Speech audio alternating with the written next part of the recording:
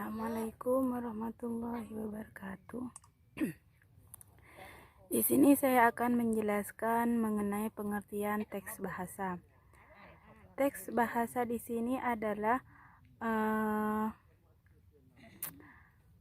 suatu alat atau prosedur yang digunakan dalam melakukan penelitian dan evaluasi pada umumnya terhadap kemampuan bahasa dengan melakukan pengukuran terhadap kemampuan bahasa seperti menyimak, berbicara, membaca, dan menulis.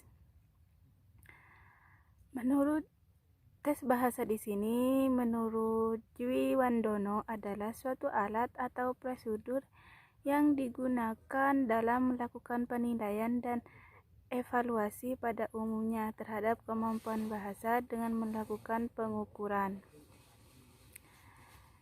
Jadi, tes bahasa di sini adalah dikaitkan dengan pelaksanaan proses belajar mengajar di kelas. Maka tes adalah suatu alat yang digunakan oleh pengajar untuk memperoleh informasi tentang keberhasilan peserta didik dalam memahami suatu materi yang diberikan oleh pengajar. Yang B yaitu macam-macam pendekatan tes bahasa. Pada umumnya pendekatan terhadap bahasa yang akan menentukan dan mendasari dalam penyelenggaraan pendekatan pembelajaran. Pendekatan pembelajaran bahasa menentukan pendekatan dalam menyelenggarakan tes bahasa berdasarkan keempat kemampuan bahasa tersebut. Penyelenggaraan tes bahasa tergantung pada sudut pandang dan unsur yang sangat penting.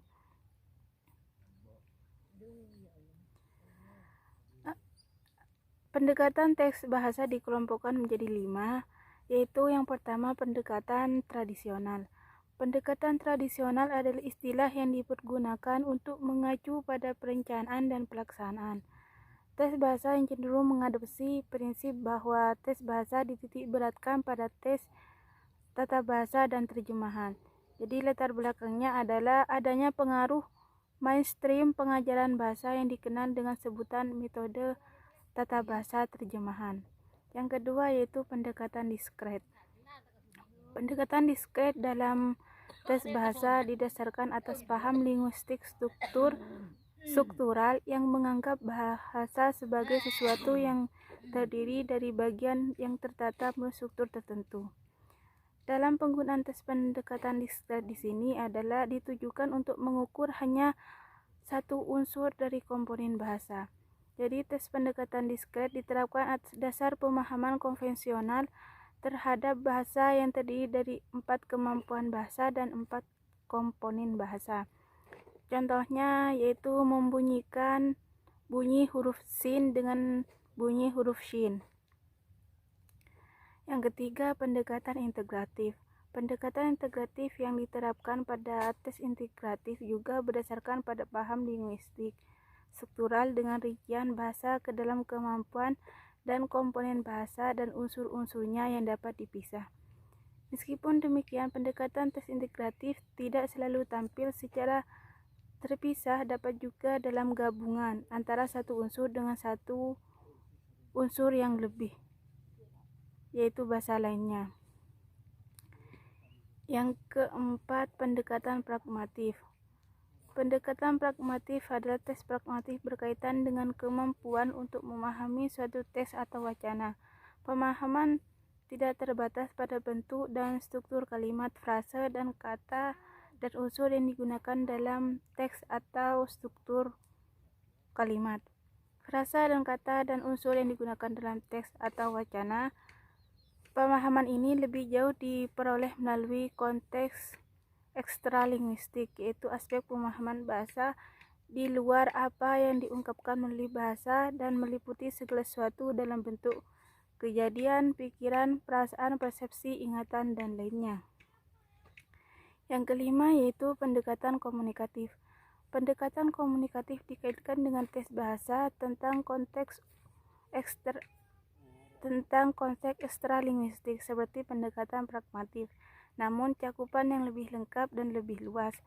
karena bertitik tolak dari komunikasi sebagai fungsi utama dalam penggunaan bahasa. Peranan dan pengaruh unsur-unsur non-kebahasaan yang lebih ditekankan pendekatan ini. Mungkin hanya itu yang dapat saya sampaikan. Kurang dan lebihnya mohon maaf. Wassalamualaikum warahmatullahi wabarakatuh. Assalamualaikum warahmatullahi wabarakatuh. Hamdan wa syukran lillah, salatan wa salaman alaiki ya Rasulullah, amma ba'du. Perkenalkan, nama saya Khalilur Rahman sebagai pemateri kedua dari kelompok pertama, kelompok 1 dalam mata kuliah analisis tes bahasa. Ya, jadi di sini saya akan melanjutkan dari pemaparan atau penjelasan pemateri yang pertama mengenai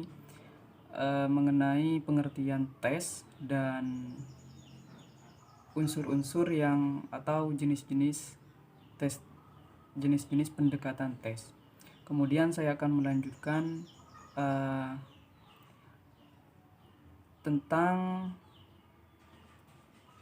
tes berdasarkan sasarannya. Ya, jadi sebelum kita itu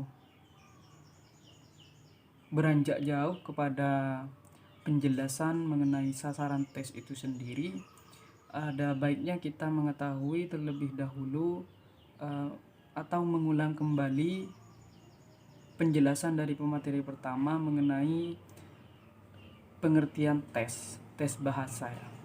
Jadi pada umumnya tes bahasa itu merupakan suatu usaha untuk mengetahui kemampuan pemahaman siswa. Nah, adanya tes atau evaluasi di sini tes bahasa itu berupaya untuk mengetahui pemahaman siswa terhadap pelajaran yang ruang lingkupnya terhadap kebahasaan. Makanya disebut dengan tes bahasa. Nah, di sini tes bahasa berdasarkan sasarannya itu kalau menurut Dejam Dono ya, dalam bukunya, saya mengutip dari bukunya di sini, bisa dikategorikan sasarannya itu dalam kemampuan bahasa itu ada 7. Pertama, sasarannya kepada kemampuan menyimak. Nah, menyimak di sini semisal dalam pembelajarannya itu guru menggunakan media. Jadi peserta didik diharuskan untuk menyimak. Nah, setelah itu mereka harus mengulang apa yang mereka dengarkan. Ini merupakan sasaran tes dalam kategori menyimak. Kemudian ada yang kemampuan berbicara. Artinya ketika dalam pembelajaran itu guru memberikan sebuah tes kepada peserta didiknya untuk berdialog atau melakukan tanya jawab mengenai pembelajarannya dengan menggunakan bahasa Arab. Jadi 4 maharah tersebut merupakan sasaran dari tes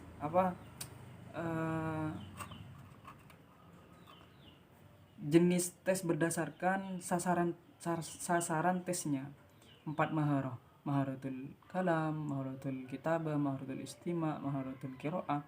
Itu merupakan objek dari tes bahasa seperti itu. Dan ini masih banyak lagi mengenai sasaran tes itu dalam kategori bahasa. Di antaranya tes kemampuan menulis yang tadi maharatul kitabah, dan tes kemampuan melafalkan, mengucapkan, bagaimana huruf hijaiyah. Tentunya adanya sasaran tes berdasarkan tes bahasa itu tiada lain untuk mengetahui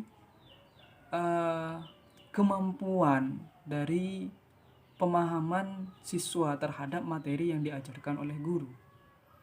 Jadi kesimpulan dari penjelasan saya bahwasanya adanya sasaran tes terhadap tes bahasa itu terhadap bahasa tiada lain usaha untuk memberikan penilaian terhadap peserta didik sejauh mana dia itu mengetahui ataupun paham terhadap materi yang diajarkan oleh guru. Hanya itu yang bisa saya sampaikan. Saya Holilur Rahman sebagai pemateri yang kedua. Akhirul kalam, wallahul muwaffiq ila aqwamit thoriq. Wassalamualaikum warahmatullahi wabarakatuh.